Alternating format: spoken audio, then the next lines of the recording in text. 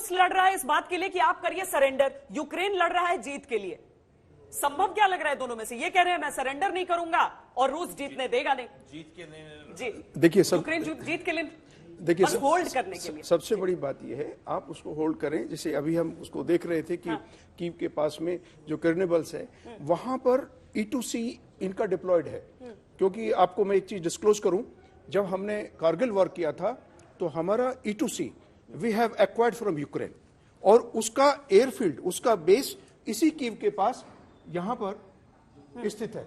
जहां जब भी आप ये बात करते हैं कि उनका सारा एडी सिस्टम क्रिपल्ड हो जाएगा, तो सैटेलाइट्स के थ्रू और even manually E2C is effective. ये IL-76 को मॉडिफाई करके और ये उनका चलता फिरता अवॉक्स है सर, उसकी वजह से ही वो इसको अट्रिशन रेट या थोड़ा बहुत जो आप कह सकते हो रेसिस्टेंस जो दे रहे हैं वो केवल यूक्रेन की फोर्सेस उसकी वजह से दे पा रही है। एट्रिशन तो होगा, वॉर है। Real time information is very important aspect. तो उसकी वजह से अभी ये रेसिस्टेंस बढ़ेगा। अमेरिका ने भी तो कहा अपना ऐसा एक विमान दिया है उन्हें। जहां तक आप यस और जहां तक आपने ये कहा है कि रूस सर एक बड़ी खबर साथ में बता दें हम, रूस जवाबी प्रतिबंध कर रहा है। अभी तक रूस पर प्रतिबंध लगाए जा रहे थे लेकिन रूस ने भी अपनी तरफ से जवाब देना शुरू किया। उसने कहा कि मैं एयर स्पेस बंद करता हूं। पोलैंड का, चेक गणराज्य का, बल्गेरिया का 3 जगहों की विमानों के लिए एयर स्पेस बंद कर दिया है रूस ने। अब वो अगर आप पूरे क्षेत्र को हम अगर यहां पर वर्ल्ड मैप भी अपना वो लगा सकें जिसमें हम न्यूक्लियर ताकत दिखाते हैं, लेकिन उसके जरिए एक वर्ल्ड मैप तो देख लेते हैं।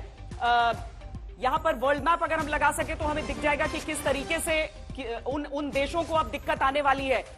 क्योंकि नहीं जहां जिसमें परमाणु क्षमता की बात है, आप वो वाला मैप लगाएं इस पर। उसके जरिए आप समझ सकते हैं कि अगर पोलैंड, चेक गणराज्य और साथ में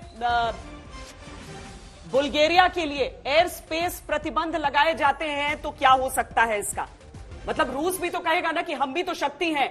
आप आर्थिक प्रतिबंध लगाएंगे, आप कहते हैं कि हम नहीं आपको बाकी विमानों का भी सपोर्ट देंगे, नागरिक विमानों का। लेकिन इस तरह के ये देखें, इसमें अगर हम देखें तो रूस का इलाका जनरल साहब अगर आप वहां पर मार्क करके कंप्लीट देखिए आप सॉरी ये कंप्लीट रूस का इलाका है।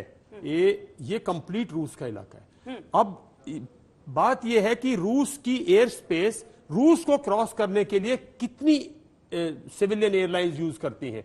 देखिए मैं नहीं समझता कि इस पे कोई ज्यादा फर्क पड़ेगा क्योंकि ना पोलैंड, वो मॉस्को, सेंट पीटर्सबर्ग और मैक्सिमम जो इनकी जो साइबेरियन सिटीज है वहां तक आते थे। लेकिन व्लादिवोस्टोक तक किसी की फ्लाइट्स नहीं है वहां से।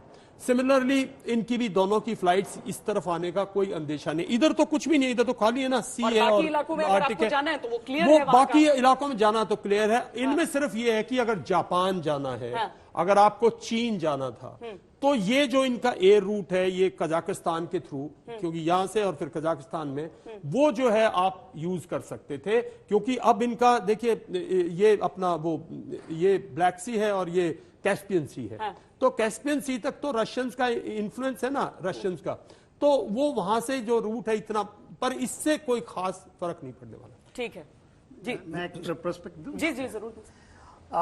देखिए ये कहना कि इसको देखिए भैया जो बैटल है ना, इसको हम छोटे बैटल से फिर बड़े बैटल में फिर स्ट्रेटेजिक लेवल पर चले जाते हैं। शुरुआत हो गई है बस, तो बढ़ते हम लोग सब बात कर रहे हैं। तो देखिए क्या जद्दोजहद है, क्यों आपका नाटो एंड क्यों अमेरिकन इसको कंटेन करना चाहते हैं रशिया को। वो चाहते हैं कि इनकी पूरी इन्वॉल्वमेंट यहीं रह जाए।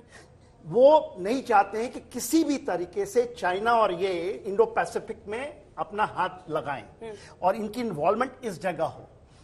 रूस का कहना कि ये पूरा का पूरा जो स्पेस है, क्योंकि पैसिफिक से अटलांटिक की तरफ आप जाते हैं, तो ऐसा नहीं कि आप ऐसे घूम करके आइएगा आप पहुंच जाएगा। सिविल फ्लाइट्स नहीं है, जो मिलिट्री फ्लाइट्स हैं जो एक्चुअल मैटर करते हैं, वो सारे के सारे जब आपको अटलांटिक, तो टोटल टू रियलिटी है।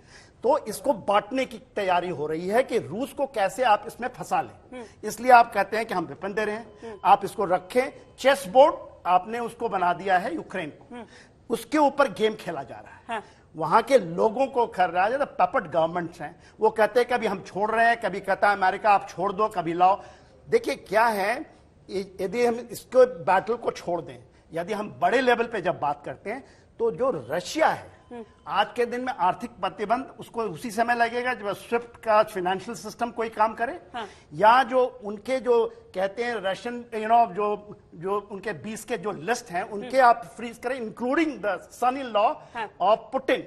वो अमेरिका में बैठा हुआ है, मगर अभी भी बैठा हुआ है, कुछ नहीं हुआ वहां।